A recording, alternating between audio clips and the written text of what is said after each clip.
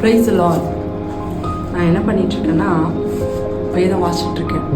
நான் தினந்தோறும் வேதம் வாசிக்கும் பொழுது இந்த மாதிரி ஒரு டைரி வச்சுப்பேன். அது என்ன எழுதுவேன்னா, ஆண்டவர் இன்னைக்கு இந்த வேத வசனத்தோடு என்கிட்ட என்ன பேசினாரு அப்படின்னு ஒரு பக்கம் எழுதுவேன். ஒரு பக்கம் நான் வாசித்த வசனத்திற்கு இணையான வசனங்கள் எங்கே இருக்குது, இது எந்த சம்பவத்தை குறிக்குது, என்ன காரியத்திற்காக இது சொல்லப்பட்டதுன்னு பார்த்து அது வேதத்தில் வேறு எங்கேயாவது நடந்திருக்கா அப்படின்னு பார்த்து நான் எழுதுவேன்.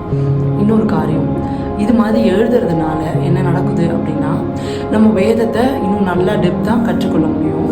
இன்னொன்று அதில் தேறினவர்களாக நம்மளால் மாற முடியும். நிறைய பேர் வேதத்தை வாசிக்கும் பொழுது சொல்லுகிற காரியம் இப்போ எங்களுக்கு புரிய மாட்டுது, இது என்னன்னே எங்களுக்கு தெரியல அப்படின்னு.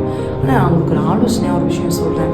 வேதத்தை வாசிக்கும் பொழுது இந்த வசனம், இந்த வார்த்தை யார்கிட்ட சொன்னது, எங்கே சொன்னது, எதற்காக சொல்லப்பட்டது அப்படின்றத எழுதி வச்சுட்டு நீங்கள் அதை வாசிக்கும் பொழுது உங்களுக்கு ஈஸியாக புரியும். இல்லை நிறைய பேர் வேதத்தை இது மாதிரி வாசிக்கிறத நான் பார்த்துருக்கேன். எழுதி வைத்து இந்த மாதிரி நம்ம எழுதி வைத்து வாசிக்கும் பொழுது வேதத்தில் இருக்கிற எல்லா காரியங்களையும் ஆவியானவர் நமக்கு அழகாக புரிய வைப்பார்.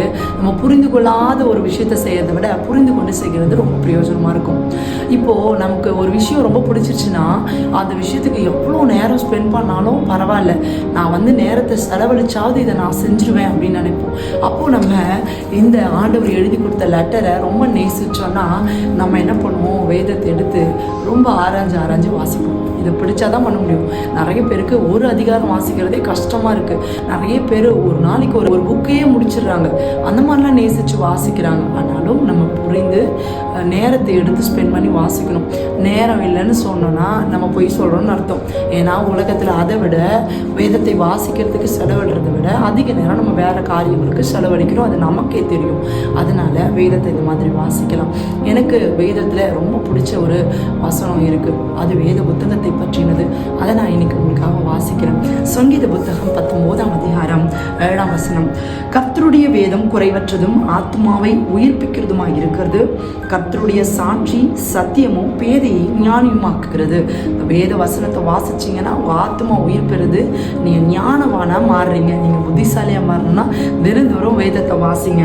கர்த்தருடைய நியாயங்கள் செமையும் இருதயத்தை சந்தோஷிப்பிக்கிறதுமாய் இருக்கிறது. கர்த்தருடைய கற்பனை தூய்மையும் கண்களை தெளிவிக்கிறதும்